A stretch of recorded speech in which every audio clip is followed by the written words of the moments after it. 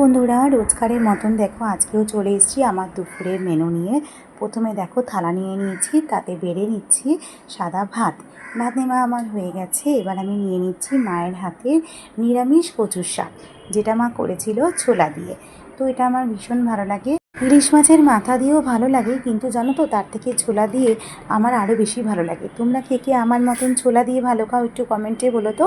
আর একটা বাটি নিয়ে নিয়েছি, তাতে বেড়ে নিচ্ছি মায়ের হাতের চিকেনের পাতলা ঝোল আলু দিয়ে।